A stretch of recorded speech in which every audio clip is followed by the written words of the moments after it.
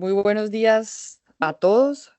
Queremos agradecerles por acompañarnos en el día de hoy en este evento que estamos haciendo de forma virtual, gracias al apoyo de nuestro hermano de Venezuela, Beneamcham, a José Antonio Apostólico. Muchas gracias por darnos esta oportunidad de poder tener este conversatorio con ustedes y poder mirar un poquito más sobre la actualidad y las perspectivas de Venezuela. Sé que muchos de nuestros afiliados están interesados en qué está pasando, cuáles son las oportunidades, qué viene, cómo viene, qué pueden hacer y pues este va a ser uno de muchos eventos que vamos a hacer virtuales en conjunto con Beneamcham para lograr entender y también trabajar mancomunadamente. Creo que hoy más que nunca los empresarios de Colombia con los empresarios de Venezuela necesitan un trabajo conjunto para poder generar esa reconstrucción que tanto necesita Venezuela. Por eso quiero dar la bienvenida a José Antonio Apostólico, el gerente general de Beneamcham, quien ha sido, Mucho gusto. muchas gracias por esta oportunidad y es partícipe de toda la gestión de lo que estamos haciendo en el día de hoy. A Tamara Herrera, presidenta economista, jefe de Síntesis Financiera CA, también bienvenida por acompañarnos. A Osvaldo Ramírez Colina, fundador y director de ORC Consultores, a Ronald Evans, director en Venezuela de la firma Baker McKinsey, y a Maru Liendo, presidente de Beneamcham, quien va a moderar esta conversación. Yo no quiero tomarme el espacio para hablar de los temas que estamos generando, sino más bien darle la palabra a Mauro para que comencemos, porque sé que hay muchas inquietudes y tenemos un panel de primera para poder entender un poquito sobre las perspectivas. Mauro, te paso la palabra y muchas gracias por todo y por toda esta ayuda desde Beneamcham para lograr transmitir a nuestros empresarios en Colombia de cómo podemos trabajar mancomunadamente y todos los retos que se vienen, como también las oportunidades. Muchas gracias. No, María Claudia, sinceramente el agradecimiento es para ti por tu disposición, por la apertura, por la proactividad para liderar y coordinar este evento. Te admiramos desde hace muchos años desde Venezuela y es un gran honor para nosotros trabajar de la mano contigo y tener una embajadora de Venezuela que sabemos que llevas a Venezuela en el corazón desde hace mucho tiempo y hoy te alegras mucho por lo que nos está pasando positivamente en nuestro país. Así que el agradecimiento es nuestro para ti. Yo solamente voy a hacer unas breves palabras de presentación e introducción de quién es Tamara Herrera, quién es Ronald Evans y quién es Osvaldo Ramírez, que además son tres grandes amigos que tienen muchísimo tiempo vinculados con la Cámara Venezolano-Americana de Comercio e Industria, Benancham, donde ellos han sido un faro y una guía de los empresarios en Venezuela y hoy para nosotros es un honor ponerlos a disposición de ustedes, nuestros hermanos colombianos, para que tengan entre 10 y 15 minutos de intervención de cada uno y lo que les pediría es que a medida que vayan haciendo las presentaciones puedan colocar sus preguntas en el chat y nosotros ordenadamente las iremos contestando. Este es un primer webinar, alrededor de unos 60 minutos estaremos aquí, que queremos plantear como prender o sembrar una semillita, prender una chispita que genere el interés para próximos eventos que estoy seguro vamos a tener la posibilidad de realizar. Así que Tamara Herrera, socia directora de Síntesis Financiera, gran amiga y miembro del comité ejecutivo de Benancham, al igual que Ronald Evans, secretario de Benancham y además socio principal de Baker McKenzie, y Osvaldo Ramírez, el socio fundador de su propia empresa de consultoría y uno de los analistas políticos más importantes del país. Bienvenidos y sin más preámbulos, comencemos con la agenda de hoy.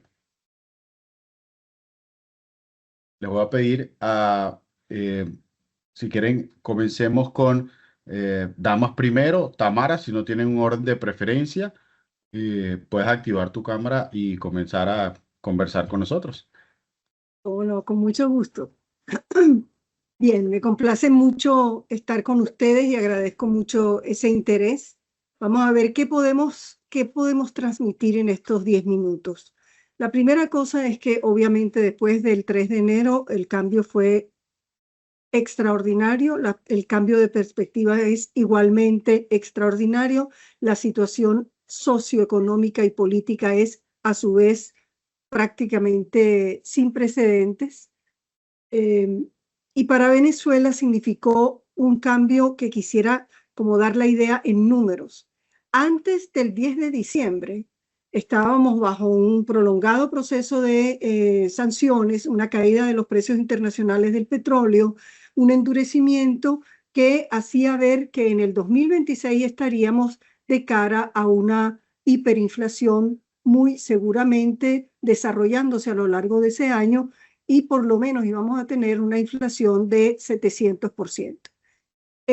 Una vez que se introduce el bloqueo marítimo, eso pone sobre el tapete sencillamente el colapso de la producción petrolera y por lo tanto de los ingresos que son del Estado y son la única canalización de divisas que tiene Venezuela de complemento de su actividad exportadora única.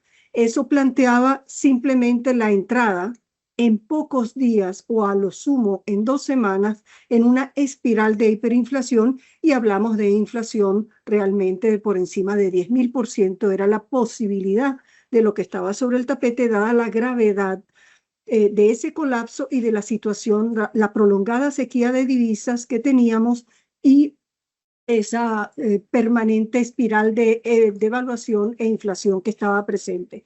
Una vez esto ocurre y están planteadas con llamativa rapidez la ejecución de el solo hecho de que apareciera produce efectos inmediatos. Primero, de cambio de expectativa, digamos, hay un tema, digamos, de luminosidad, de respiro, con mucha incertidumbre, pero hay mucha esperanza.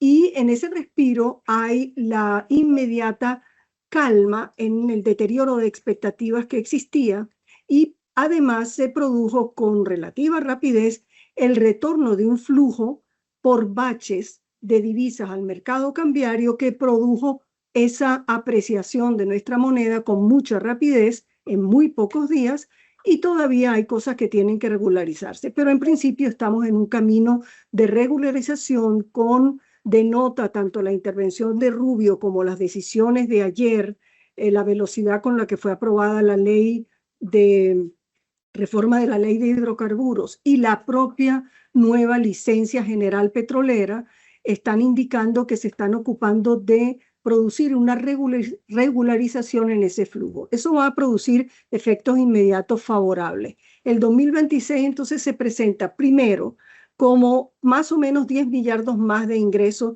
solo por el hecho, o sea, 4 millardos solo por el hecho de vender el petróleo a precios de mercado. Está la posibilidad en este mismo año de que se pueda lograr, si hay un compromiso político apropiado, una negociación política apropiada, el aporte o el acceso a casi 5 millardos de dólares de derechos especiales de giro del Fondo Monetario y hay cerca de 2.400 o al menos 1.500 millones que ya comenzaron a entrar a la economía, no con la fluidez, pero se están aceitando esos mecanismos.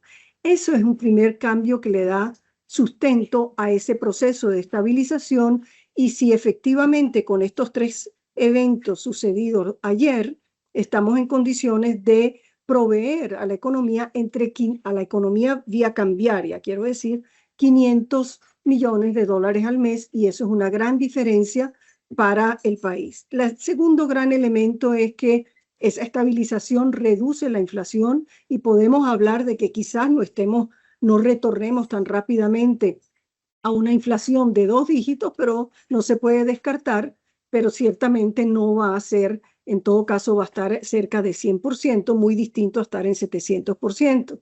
Aparte de la inflación, el beneficio en la inflación que tiene esa estabilidad cambiaria, vamos a tener un beneficio inflacionario por la regularidad del ingreso fiscal petrolero. Anteriormente, el gobierno no tenía regularidad alguna, simplemente aportaba al fisco cuando el fisco se lo solicitaba. Esa regularidad, y si se mantiene el mecanismo de que pase por la provisión de divisas a la economía y se amplía el número de bancos privados que entran allí, entonces vamos a tener una solidez en ese aspecto y además menor presión inflacionaria porque el propio fisco, que antes los ingresos petroleros, créase o no, los ingresos fiscales y petroleros eran escasamente el 14% del financiamiento del gasto público total del año pasado. Ahora se presenta la posibilidad de tener varios puntos del PIB, entre 2 y 4 puntos del PIB adicionales de ingresos regulares fiscales petroleros, y eso baja la presión tributaria sobre el sector no petrolero de la economía, que viene sufriendo una casi hostigamiento en las prácticas tributarias que existen. Dicho esto, quería señalar esos dos elementos de disciplina fiscal, desaceleración de inflación, y hay unos desafíos inmediatos, por supuesto, que vamos a tener sobre el tapete. Uno, que esos flujos realmente sean regulares, y eso implica un compromiso y un aceitado mecanismo con el Fondo de Qatar y la presentación de presupuesto a considerar por Estados Unidos por parte del gobierno de Venezuela. Todos esos mecanismos tienen que lubricarse para funcionar. Y por supuesto tiene que constatarse que estas cosas hechas en la ley de hidrocarburos, por ejemplo, representan un atractivo suficiente. Es un cambio sustancial con respecto a lo que existía, que era prácticamente una ley refractaria a las inversiones petroleras, salvo por arreglos en el margen que se tuvieron que hacer, y ahora están incorporados. Es una gran mejora, es un nivel subóptimo, mantiene una elevada participación fiscal a pesar de lo que parece, pero seguramente entonces afianza la posibilidad de que Venezuela pueda llegar a finales de 2027 a ese 1,5 millones de barriles, y de ahí en adelante el desafío es atraer con institucionalidad y estabilidad y credibilidad en el comportamiento que pueda mostrar el gobierno venezolano en esas metas a mediano plazo. Los desafíos permanentes son, por supuesto, el rescate de esa credibilidad, el mostrar que sí estamos en condiciones de preservar la gobernabilidad, y ahí los actores políticos tienen un rol fundamental, porque sin eso no hay ley hidrocarburos que sea suficiente para asegurar inversiones de envergadura y largo plazo. Solo veremos crecimientos limitados en el producto. Dicho esto, quiero más bien cerrar resumiéndoles quizás que este cambio de perspectiva significa para Venezuela no solo la posibilidad de pasar este mismo año a una inflación de 100% o menos, además a crecer el doble que el año pasado. El Producto Interno Bruto puede crecer 10% este año, con más de 15% en el lado petrolero, sobre todo el no petrolero, que es el empleador. Entonces se plantea un crecimiento de al menos 8% si esto transcurre. Tenemos que decir que hay dos escenarios que estamos trabajando, que no voy a describir, pero les da a ustedes la idea del desafío permanente que existe en este momento. Es que este proceso de transición que se inicia, si es que ya estamos en él, la primera, segunda y tercera fase, puede ser una transición sin fricciones, lo cual pone a Venezuela realmente en un ritmo de crecimiento casi espectacular, sin exagerar demasiado, pero muy satisfactorio, y uno que sea con fricciones, donde vamos a estar mucho mejor que la perspectiva anterior, pero por supuesto no es ni remotamente el potencial ni el espacio que se puede abrir. Lo dejo así para no robar más tiempo. No sé si me excedí o no, y me excuso por si acaso. Estoy a la orden para las preguntas. Muchas gracias. Tamara, lo hiciste muy bien. Además, qué capacidad de síntesis para consolidar información tan compleja de una manera tan didáctica, fácil de entender, en tan pocos minutos. La verdad que hasta te sobraron minutos, te podría decir. Mira, vamos a aprovechar eso para hacer un comentario que rescato de tu intervención, que es importante. Primero, una gran conclusión. Definitivamente va a haber una mejora en los ingresos fiscales del país, y esto podría ayudar a disminuir la carga fiscal que están sufriendo las empresas, y de alguna manera esto redunde en una mejora del consumo, en una mejora indudable del Producto Interno Bruto, tanto petrolero como no petrolero. Y con esto conecto con la pregunta de nuestro amigo Marcelo Arango de Omnicom. Marcelo nos pregunta: ¿cuál es tu visión, Tamara, sobre el entusiasmo de inversionistas extranjeros, más allá de la industria del petróleo? Me imagino que Marcelo se preguntará, bueno, ¿cuánto entusiasmo, qué tan viable y qué tan sostenible es ese entusiasmo en sectores no petroleros? Bueno, yo diría que hay un espacio importante, no solo por esta condición tutelada, que llamamos, sino además porque en realidad antes de este evento del 3 de enero, había de hecho un enfoque pragmático que tenía frenos y que tuvo frenos a lo largo del tiempo.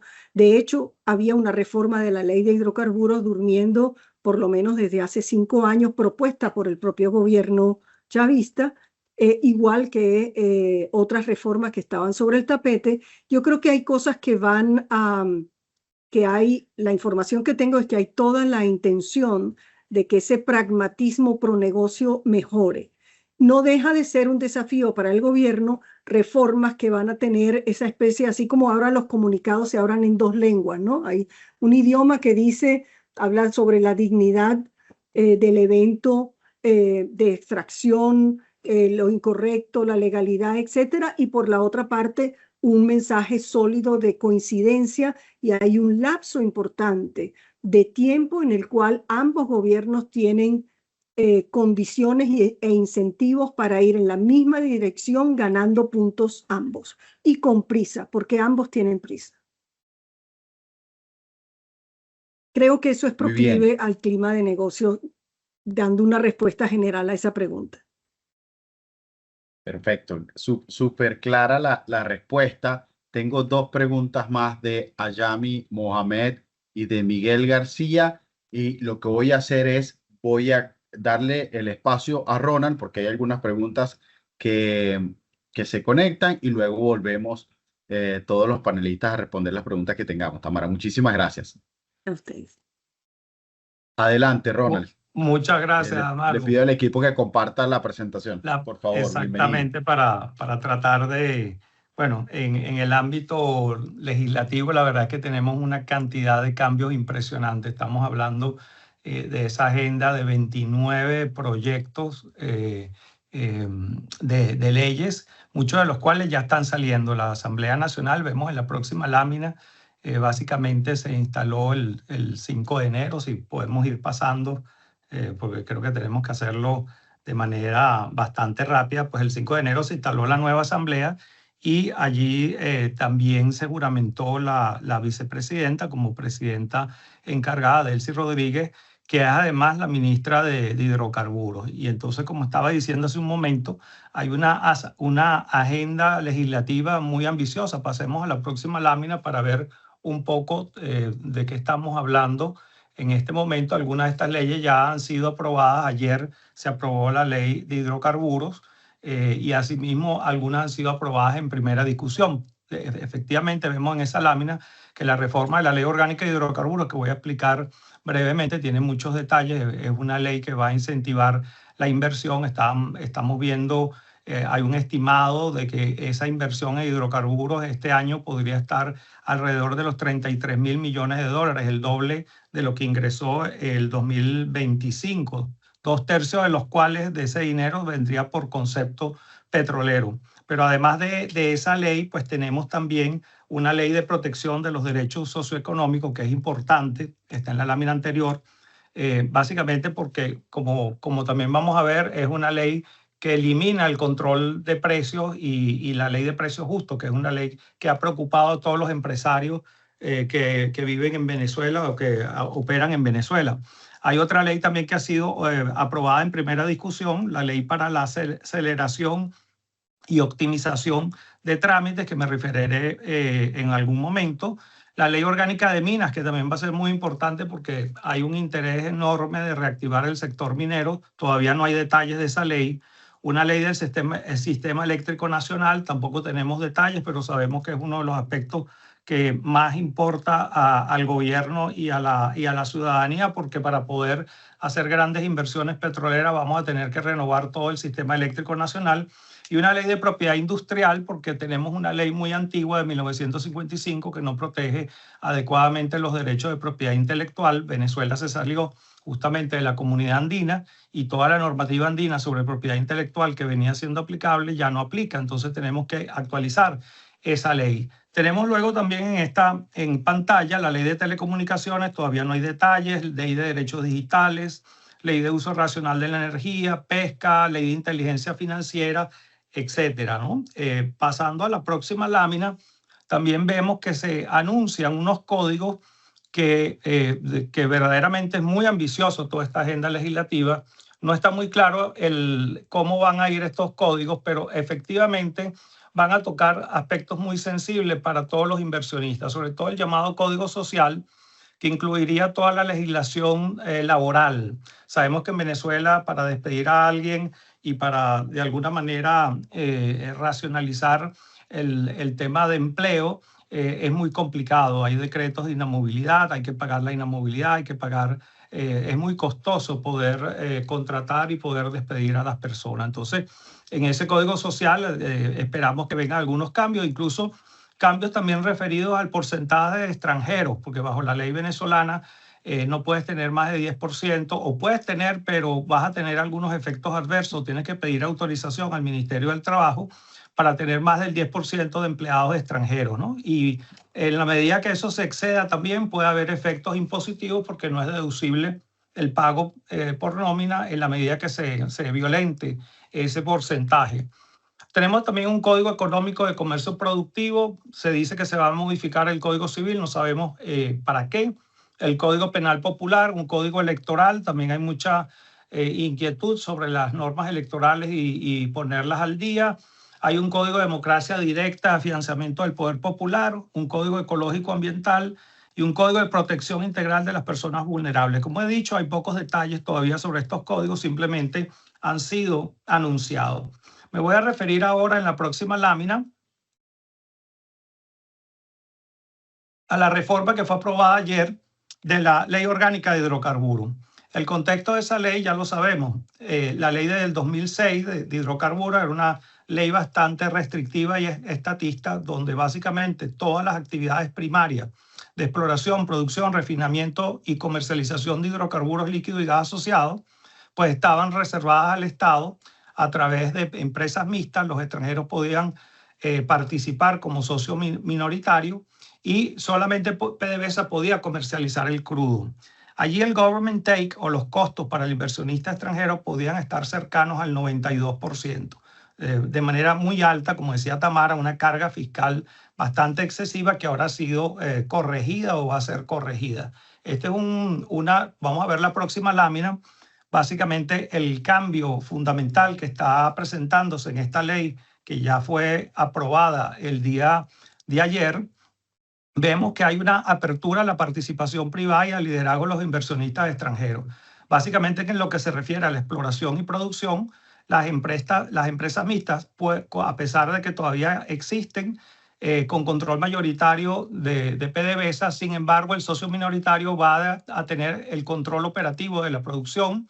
De alguna manera va también a haber una posibilidad de que el socio extranjero pueda también comercializar el crudo si se consiguen precios superiores a lo que puede obtener PDVSA en los mercados internacionales. Y hay una serie de nuevas formas contractuales, contratos de producción compartidas con privados, basados un poco también en contratos que se venían suscribiendo, y ya lo vamos a explicar, de CCP, donde básicamente eran unos contratos basados en la ley antibloqueo de carácter confidencial, con unas condiciones más favorables para los inversionistas. Esas condiciones ahora están replicadas, están vertidas en esta nueva ley orgánica de hidrocarburos. En cuanto a la resolución de disputas, bueno, efectivamente se admite el arbitraje. En el primer borrador había dudas porque se hablaba de un arbitraje independiente y no incluía la palabra institucional. Ahora pareciera claro que el arbitraje en general, en todas sus modalidades, puede ser admitido en el contrato. En este tema de la resolución de disputas puede haber algunos conflictos con la licencia que dio ayer el gobierno de los Estados Unidos, porque allí también se dice que respecto a las actividades previstas en la licencia, que ya la vamos a hablar, permitidas bajo la licencia, sin embargo, estaríamos hablando de que esa resolución de la OFAC dice que todas las controversias se deben manejar bajo derecho americano y en tribunales americanos, lo cual de alguna manera podría contradecir un poco lo establecido en la Ley Orgánica de Hidrocarburos. Obviamente, la Ley Orgánica de Hidrocarburos es un texto emitido por el Estado venezolano, y la otra es simplemente una instrucción del gobierno de los Estados Unidos a través de sus licencias. En cuanto al government take, que es lo que se le paga al gobierno, hay unos cambios importantes. La regalía, que antes era del 30%, ahora estamos hablando que es hasta el 30%. Se le permite al Ejecutivo, de alguna manera, regular el monto de 30 a 0. Y allí habría un tema de negociación, de ver cuál es el equilibrio económico de los contratos, cuáles son los costos, cuál es la rentabilidad del proyecto. También se elimina el llamado impuesto sombra, el shadow tax, que básicamente exigía que el Estado siempre se llevara por lo menos un 50%. Era una especie de mal llamado impuesto porque básicamente requería que el inversionista extranjero tuviera que pagar por lo menos de la mitad de lo que sacara. Y ahora tenemos un impuesto integrado de hidrocarburos que sustituye al impuesto de extracción del 33.3% de los hidrocarburos líquidos obtenidos, y ahora se va a hacer simplemente un impuesto a los ingresos brutos del 15%, que de alguna manera viene a sustituir o sustituye un conjunto de tributos que eran aplicados a la actividad petrolera y que ahora han sido eliminados, ¿no? Básicamente se ha eliminado todas las contribuciones para fiscales. También el impuesto a los grandes patrimonios ha sido eliminado para estas empresas y ha sido sustituido por este impuesto a los ingresos brutos. Respecto al impuesto sobre la renta, que también es muy alto, es del 50%, también esta ley señala que el Ejecutivo la puede reducir, ¿no? Con lo cual ya hay alguna pequeña controversia de si todas estas variaciones en los tributos por proyecto de alguna manera podría considerarse que violenta el principio de legalidad tributaria, que solo la ley puede modificar o cambiar o eliminar o suprimir un tributo por ley, no por la decisión del Ejecutivo. Sin embargo, en ese contexto ya hay antecedentes de que el Ejecutivo ha podido hacerlo en el pasado. En la ley del IVA, por ejemplo, se plantean montos mínimos y máximos y el Ejecutivo cambia la alícuota a través de la ley de presupuesto anual.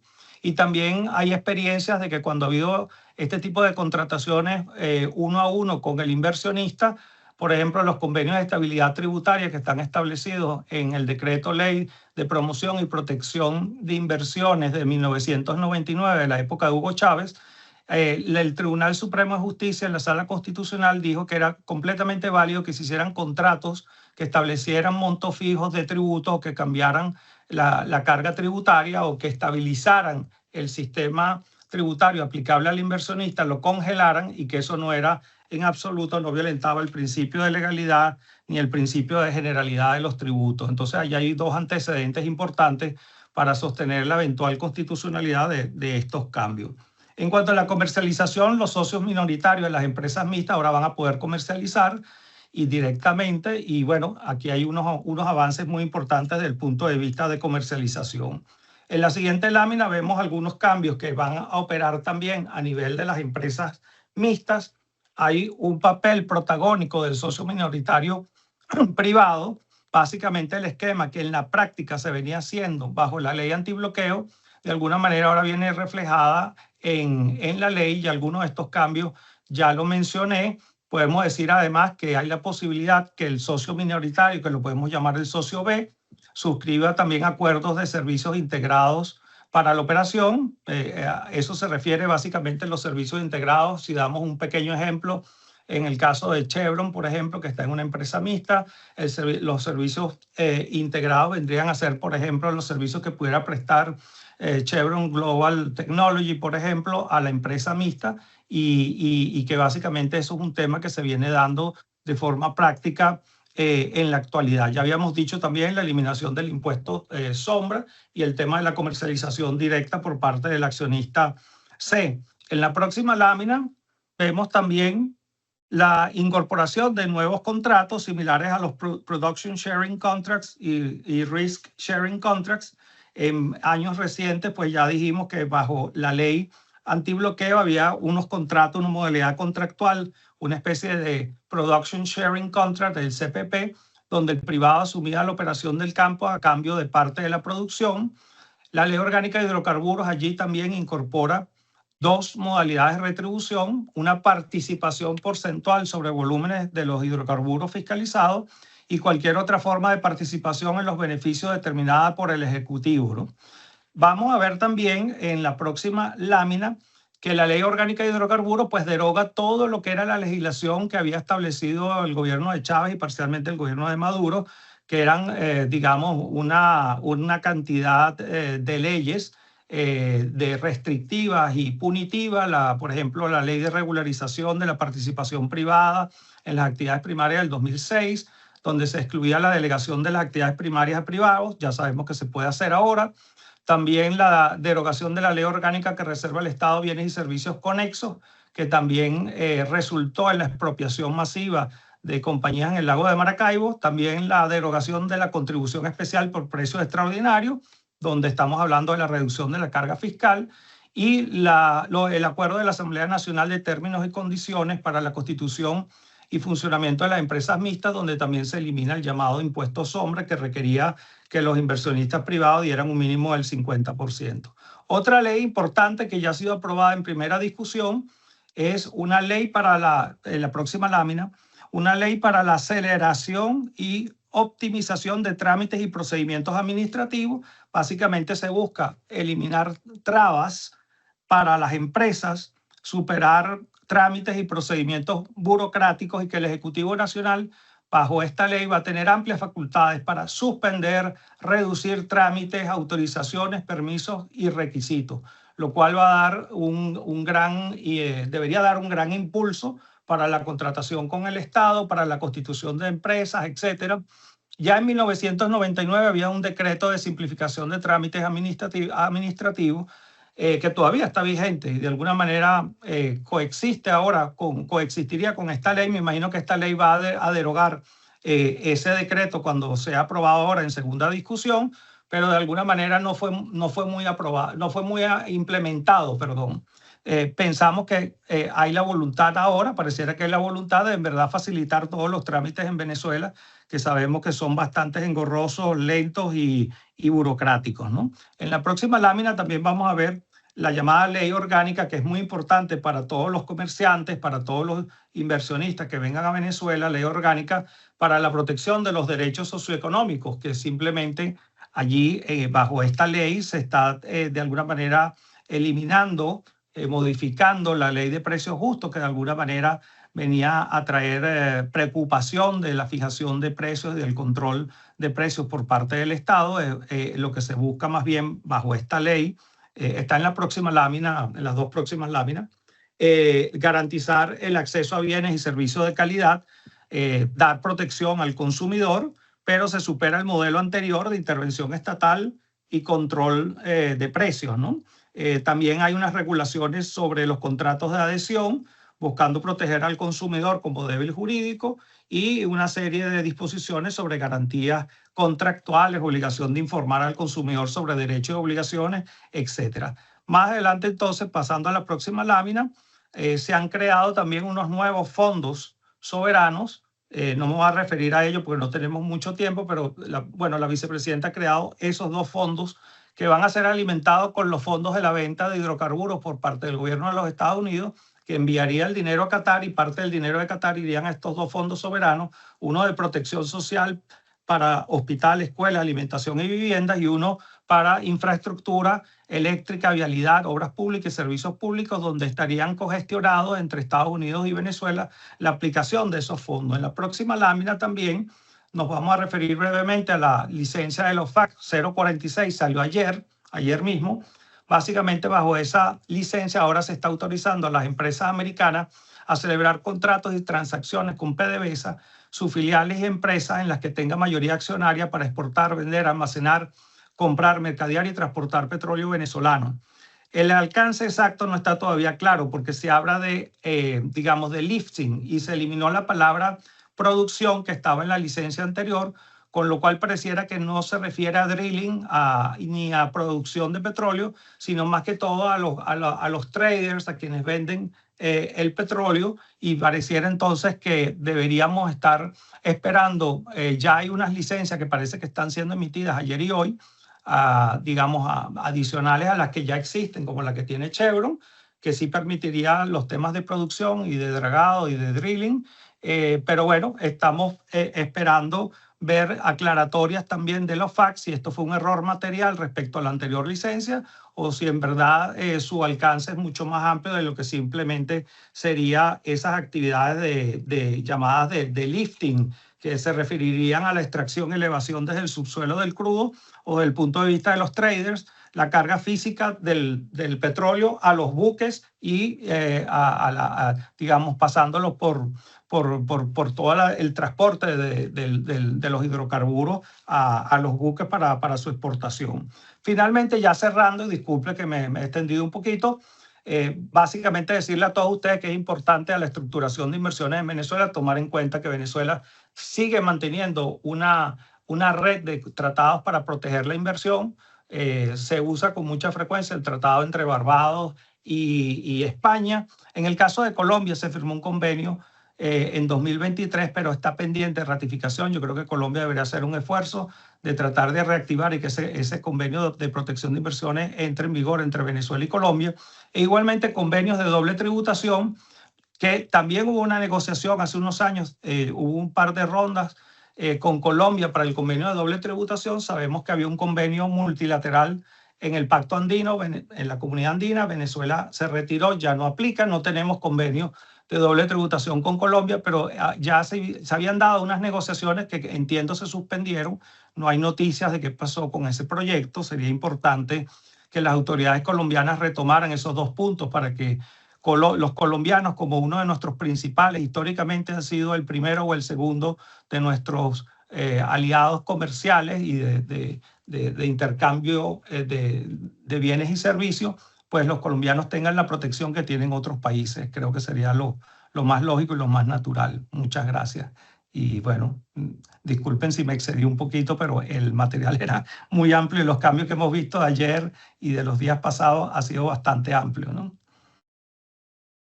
No te preocupes, Ronald, la verdad es que estoy seguro que hiciste un grandísimo esfuerzo para condensar en estas láminas y a la velocidad que lo explicaste todos los cambios legales que son en su mayoría muy favorables para el quehacer de negocios en Venezuela.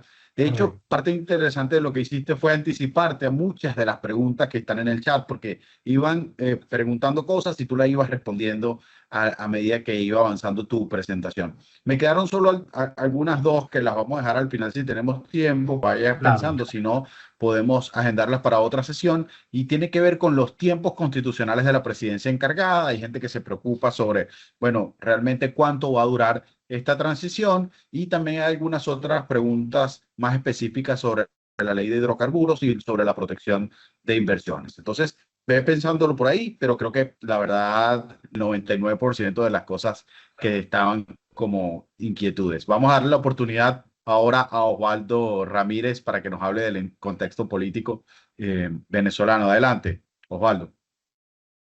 Sí, bueno, un placer estar con ustedes. Fíjense, uno de los grandes temas que tenemos acá es tratar de entender una situación altamente compleja que tiene que ver con el tema político, ¿ok? En este asunto, principalmente lo que estamos viendo es primero un tema de reconfiguración del poder. Esto era el mapa de los pesos en el Ejecutivo de acuerdo a cada una de las grandes facciones, en donde destacaba de una manera importante la familia presidencial con mayor cantidad de posiciones dentro del tren ejecutivo, y en menor medida los hermanos Rodríguez, la casta militar, el grupo del 4 de febrero y el Frente Francisco de Miranda. Eso se modifica abruptamente con el último cambio que se dio el pasado 28 de enero, en donde se nombra una vicepresidenta ejecutiva para el sector salud. Y lentamente ha habido un retroceso de esta familia Maduro Flores, de este clan Maduro Flores, que de cierta manera durante 13 años han sido los que han mantenido de forma importante el control del país, a pesar de que hay o existe una cantidad importante de concesiones a otros grupos. ¿Qué tenemos hoy? Si viéramos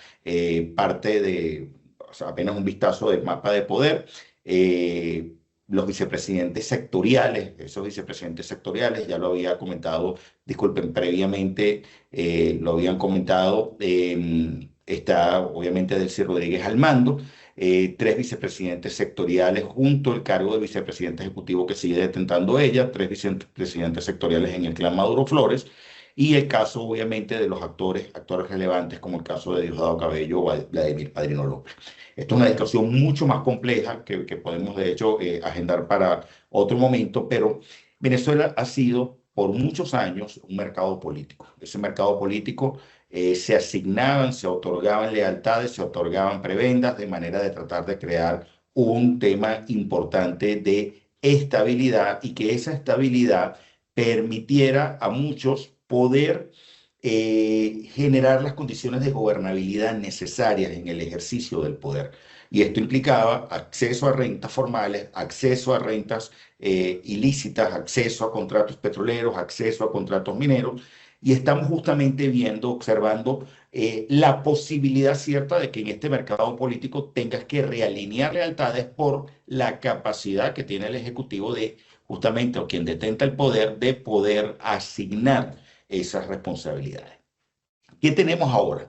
Y hay un grado altísimo de incertidumbre. Ese grado altísimo de incertidumbre nos lleva a preguntar cuál es el endgame que tiene cada uno de los actores.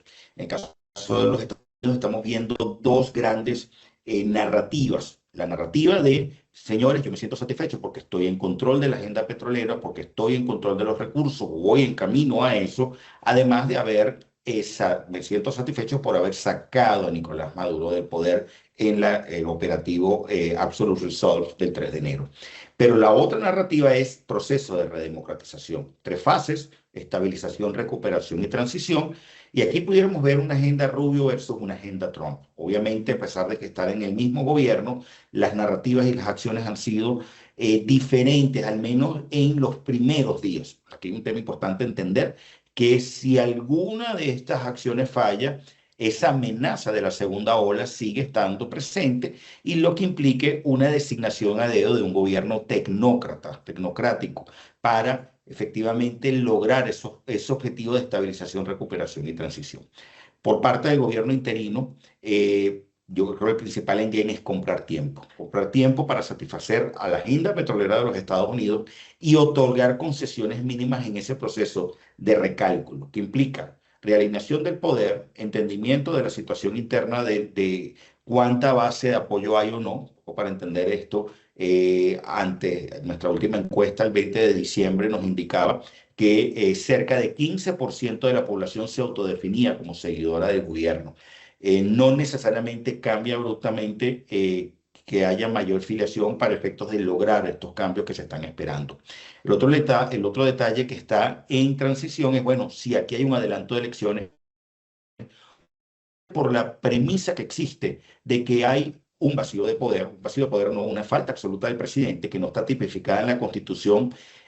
Cómo se dio esa falta absoluta, que justamente fue esta operación por parte del gobierno de los Estados Unidos en territorio venezolano, y que además permita tratar de generar pequeños cambios que simplemente abran la puerta para que el poder que se ha mantenido desde 1999 continúe con un nuevo rostro, cosa que obviamente entra en choque absoluto con lo que implica esa política de transición que está aspirando los Estados Unidos. Y un tercer elemento es, bueno, mira, borrón y cuenta nueva, golpeo la mesa, trato de generar un nuevo tablero, a ver qué movimientos pueden darse y si efectivamente puede, en el marco de esos nuevos movimientos, tratar de permanecer en el poder por la vía de la fuerza. Aquí estamos hablando de 3 cosas completamente distintas que son excluyentes unas con las otras en esos endgame que estamos planteando.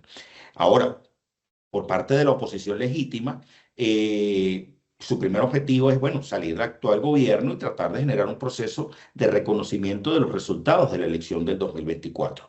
Problema importante, fue una elección que, al no haber sido ni libre ni justa, se logró demostrar que se ganó. Okay, se logra demostrar que Edmundo González tenía la mayor preferencia de los ciudadanos, a pesar de que una primaria meses anterior le había dado la conducción de esa legitimidad a María Corina Machado. El otro elemento es tratar de influir en esa agenda de los Estados Unidos para potenciar lo que implica una transición política y quizás tratar de ver, bueno, cómo forzar los elementos para que haya una elección libre y justa donde puedan participar todos los actores. Hay otro tipo de actuaciones. Aquí estamos hablando de una agenda política, no necesariamente de una agenda económica, que es el endgame que puede tener en mente a priori el gobierno de los Estados Unidos y el gobierno interino. Y por otra parte, el ciudadano, un ciudadano normal, un ciudadano de a pie, que lo que está esperando es prosperidad económica, que hoy vive en una situación de darle vueltas días tras días para poder entender los arbitrajes necesarios entre la paridad oficial del Banco Central de Venezuela y las paridades que dictan el cambio de la moneda a través de criptoactivos o a través de otros medios de pago o a través de la tasa euro. Ese deseo de cambio político todavía conservado in pectore. ¿A qué me refiero in pectore? Quiero cambio político, pero sé que no lo puedo tener inmediatamente y no se dieron los hechos tal cual como estaba aspirando con esta operación de la Lanza del Sur que inició en septiembre en el Mar Caribe y que obviamente estaba enfocada en un tema de apagar claramente todo el tema de narcotráfico.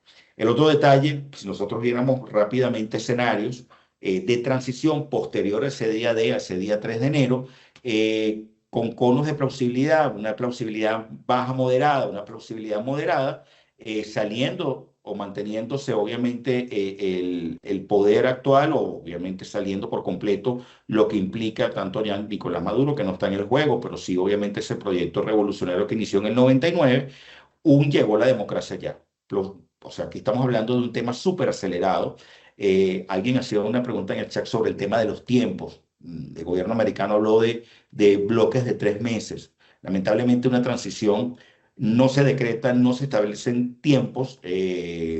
Al haber dado el Tribunal Supremo de Justicia una capa constitucional a esa encargaduría, la actual presidenta Delcy Rodríguez, no se establecen cuáles son los tiempos necesarios que puede haber allí. Lo único es que si ante la falta absoluta del presidente, en un lapso de 30 días deben de convocarse elecciones presidenciales.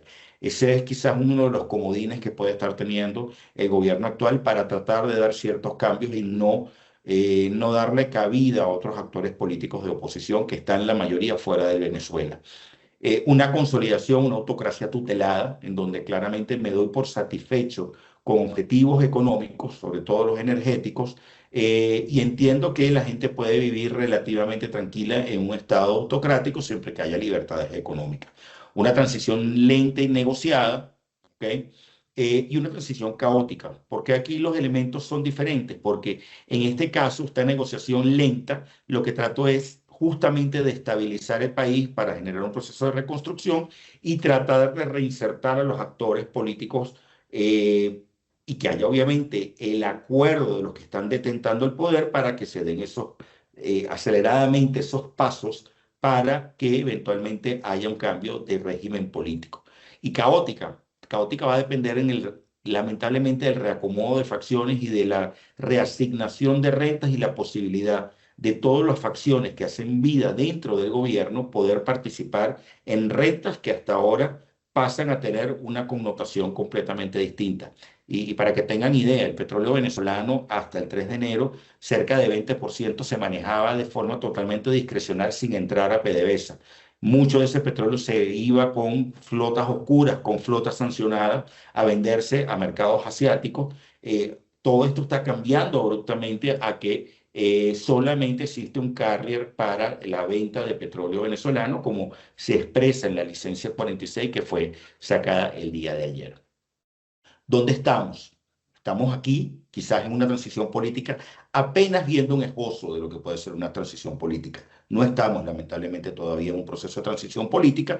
La única señal visible es un cambio de conductor del proceso, pero no necesariamente hacia dónde va ese proceso y cuál es la temporalidad de ese proceso. En transición económica, expectativas. ¿Por qué expectativas? Porque ese tema de cómo van a ser los ingresos, cómo entran, cómo se manejan los fondos que están en Qatar, cómo obviamente las empresas se reinsertan en esa asignación de dólares, nos indica a nosotros que puede haber un cambio acelerado de las reglas de juego, sobre todo en materia energética, pero eso no está permeando a todos los otros sectores con la misma velocidad que se aspira a que permee toda la empresa energética. Y aquí tenemos el concepto de la niebla de la guerra, de ese photo war en el cual no te permite hacer procesos de recálculo, no te permite hacer procesos que te lleven claramente a tomar decisiones de poder planificar el 2026. a que comienza a esclarecerse y comienzas a tener ciertas luces de que va a ser positivo. Sí, completamente. Hay empresas que ya quieren entrar, hay fondos de inversión que están tocando puertas, interpretan que hay una cantidad de oportunidades, pero todavía no está claro otros aspectos, más allá de los legales, que permitan dar la continuidad a una inversión que pueda ser rápidamente segura. Señales importantes: una aprobación de licencia de la OFAC, el Banco Central de Venezuela, la aprobación de licencias petroleras. Ayer tenemos una 46, a que todavía hacer unos análisis más para ver si esa licencia 46 se asemeja a la licencia 41 de Chevron o a la licencia 44, que era una licencia general en materia petrolera, disculpen.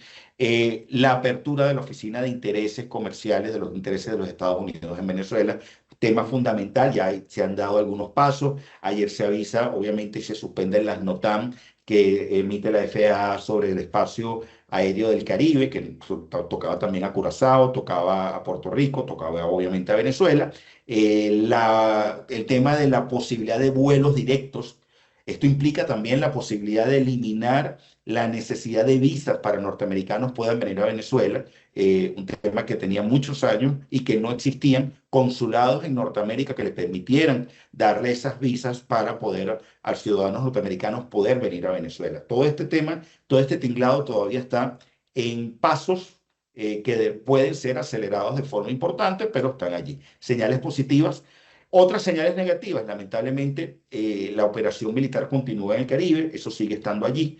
¿Qué va a pasar con el desescalamiento y mitigación de la actuación de actores armados no estatales, que lamentablemente muchos de ellos están en zonas que pueden ser sensibles para esa inversión extranjera, sobre todo en el área minera?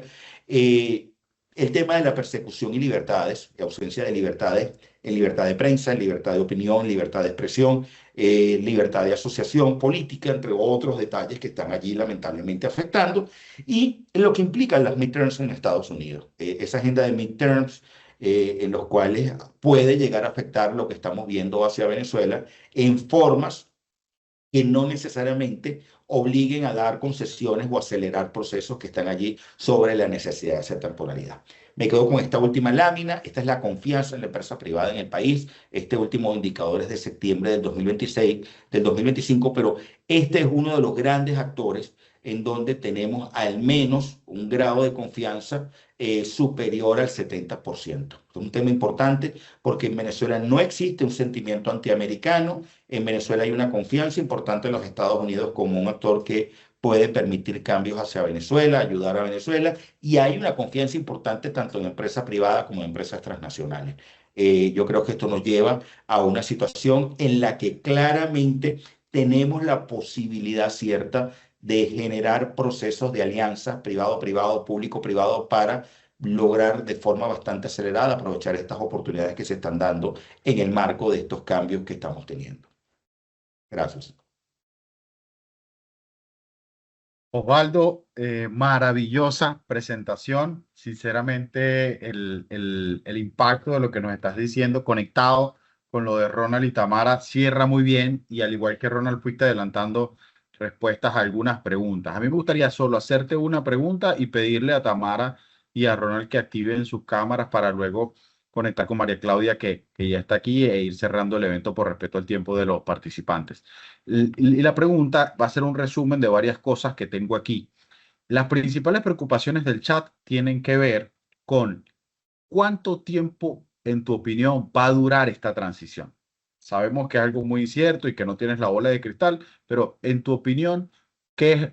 Probablemente no cuánto tiempo va a durar, sino cuánto es lógica, cuánto es recomendable que dure esta transición, si es algo que ves muy pronto, si es algo que ves en mayor tiempo, y cuáles serían las implicaciones. Mira, lo que estamos observando, si hacemos política comparada, es un proceso relativamente inédito. Primero, por la forma en la cual está forzando la transición, justamente con esa operación Absolute Resolve, y luego con lo que implica parte de esos acuerdos petroleros en donde el dinero del tema petrolero está manejado a través de un tercer país. Son elementos importantes que no habían sido de una forma, no se habían observado de una forma previa en otros momentos. Cuando estudias transiciones, una transición te puede tomar 10 años, te puede tomar un año. Lo creo fundamental aquí es entender cómo generamos las bases fundacionales de una nueva etapa en Venezuela. Y eso significa poder tener la capacidad de no acelerar procesos que impliquen inestabilidad e ingobernabilidad en el corto plazo y mediano plazo. Y en temporalidad, como comentaba, hay un comentario que hizo el secretario de Estado Rubio hace unos días, que hablaba de ir viendo los procesos 3 meses, 6 meses, 9 meses. Deseo de los venezolanos, este es un deseo cambio, y de las empresas de un cambio acelerado para poder revertir lo que implicaban indicadores, como comentaba previamente Tamara, de mejoría relativamente rápido, sobre todo en lo que implica expectativas y manejo de expectativas. ¿Qué recomendamos nosotros a nuestros clientes? Dependiendo obviamente del sector, pero señores, mucha prudencia. Hay mucho polvo todavía del 3 de enero que no te permite observar hacia dónde van las cosas. Y por eso hablo de mucha prudencia. Hay mucho ruido en el sistema, es tratar de hacer el fine tuning para tener la señal correcta. Muchas gracias, Osvaldo. María Claudia, si te parece, yo creo que para ir cerrando podríamos pedirle a cada uno de los panelistas que en una frase nos dé un mensaje que de alguna manera transmita confianza sobre los próximos pasos y el futuro de lo que ellos están viendo en Venezuela. Comenzamos nuevamente con Tamara en función al evento, las preguntas que viste en el chat. Tamara, con una frase, ¿cómo cerrarías este primer webinar? Y digo primero porque estoy seguro que va a ser el primero de muchos. Y si me permites, Amauro y Tamara, antes sí me gustaría complementar Sí, esa seguro. pregunta, porque parte del ejercicio es que hay mucha incertidumbre sobre el paso a seguir. Entonces, de pronto podríamos complementarlo con, en esa corta respuesta, ¿cuál creen ustedes que es ese paso a seguir para que las empresas estén pendientes? Solo para, si es posible, porque obviamente aquí estamos hablando dentro de un contexto bastante cambiante. Sí, la verdad que si yo tuviera que escoger entre todas las cosas de este proceso tan exigente, yo diría que en un primer plano yo aspiraría a que se ponga a prueba la eficacia de lo que ya está caminando. Es decir, que podamos decir, conocer cuál es la estructura de funcionamiento de ese fondo, cuál es la mecánica de funcionamiento de ese fondo de Qatar y sobre todo que haya transparencia, no solo allí, sino también con respecto a lo que no va al fondo. Es decir, esas son las dimensiones que hacen difícil ver la magnitud de la mejora o el alcance y su sostenibilidad en el corto plazo. Y sobre las señales a cuáles observar, es decir, o sea, no se aparten de este canal ni un minuto, porque aquí estamos sencillamente conociendo a la espera de decisiones de la OFAC, la prioridad que me parece que dejó clara la OFAC al comenzar, primero con licencias privadas Trafigura y Avitol, y después la licencia 46 es una licencia que le pone celeridad a ese tema de el flujo de esos fondos con sentido de urgencia. Pero es la facilitación de la comercialización. Vende ya, genera ya y capta y suele. Pero el resto es un proceso sumamente desafiante y es de cada día y es de la sociedad venezolana. Cuando digo la sociedad, es empresas y gobiernos involucrados. Muchas gracias. Muchas gracias. Gracias a ti, Tamara. Ronald, una frase de cierre. Bueno, una frase es complicado señalar una sola frase, pero podemos decir que estamos en presencia de una de las mayores modernizaciones del país de manera muy acelerada.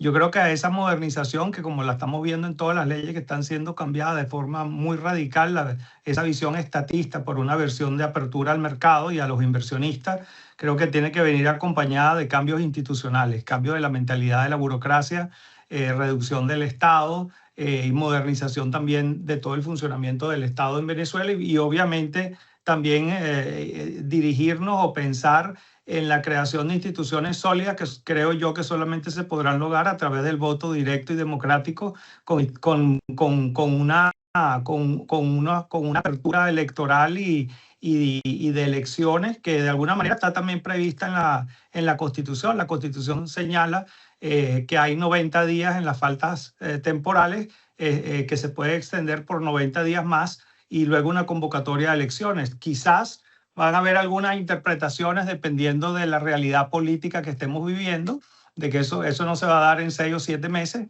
Quizás podrán decir que la falta absoluta no se configura en el hecho ocurrido el 3 de enero, que no estaba previsto en la Constitución ese supuesto. Podrían haber interpretaciones constitucionales, pero efectivamente debe irse rápidamente a un cambio de legitimación del sistema político venezolano a través de elecciones libres, que le dé confianza también al inversionista que hay un Estado de Derecho, que hay nuevas instituciones y que hay, digamos, que el pueblo ha elegido sus autoridades. Muchísimas gracias, Ronald. Excelente comentario ese sobre las interpretaciones variadas de ese artículo de la Constitución. Y cerramos con Osvaldo. Mira, oportunidades, yo creo que claramente hay gente que quiere entrar ya, no quiere quedarse de último en esa fila de entrada a Venezuela. Hemos visto cambios importantes en el sector inmobiliario.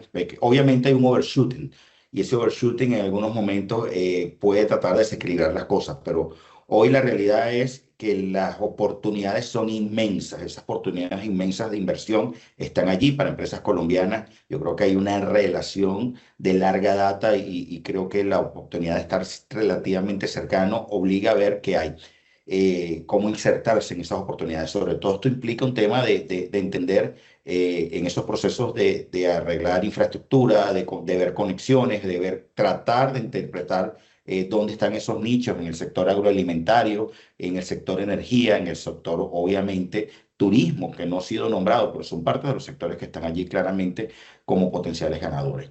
El otro tema es el entendimiento de la gente y que no hay soluciones mágicas. Yo creo que hay un deseo importante de cambio, hay un deseo importante de que económicamente las cosas vayan en una dirección nueva, pero hay que tener mucha prudencia en los pasos necesarios para que insistir en que no estés colocando unas columnas de barro, sino unas columnas de concreto que le permitan a las empresas no es entrar, conquistar e irse y retirarse, sino es volver a tener las bases fundacionales por una relación de muy largo plazo que obviamente genere prosperidad económica y genere prosperidad a los ciudadanos, que finalmente yo creo que el fin de lo que podemos estar acá discutiendo para efectos del volver a potenciar a Venezuela y a la región como una región ganadora. Muchísimas gracias, Osvaldo. Yo cerraría diciendo que pareciera que este proceso es irreversible y estamos viendo un renacer del país, de la sociedad, de la economía y con un gran impacto positivo en la región. Colombia debe jugar un rol fundamental como el principal socio comercial del país, como lo fue por muchísimo tiempo, y los venezolanos estamos abiertos a trabajar de la mano con todos los empresarios colombianos para facilitar el comercio binacional y más de la mano de María Claudia y AmCham Colombia, que han sido unos grandes aliados durante todos estos tiempos difíciles. Felicitaciones, María Claudia, por la convocatoria. En algún momento más de 180 personas conectados. Yo estoy seguro que tanto Osvaldo como Ronald como Tamara pueden compartir sus contactos y si alguien está interesado puede tener comunicación directa con ellos para ampliar la información. Hasta aquí lo dejamos, María Claudia, y te dejo para hacer el cierre. Muchas gracias, Mauro, y gracias a cada uno, a los que nos han acompañado, a los más de 180 participantes de esta conversación. No es la última, como mencionábamos al inicio. Creo que aquí tenemos una oportunidad muy grande para fortalecer esos lazos entre Colombia y Venezuela, donde Colombia, como mencionaba Mauro, tiene que ser un actor principal en todo este proceso, como lo ha hecho en el pasado y que debe de continuar haciéndolo en el presente y el futuro. Quedaron muy claros unas perspectivas dentro de en qué está Venezuela en este momento. Creo que cada una de las participaciones de Ronald, Tamara y de Osvaldo ha sido muy importante, donde definitivamente sabemos que lo que está para quedarse en el proceso de una transición, como se ha visto, hacia una Venezuela democrática.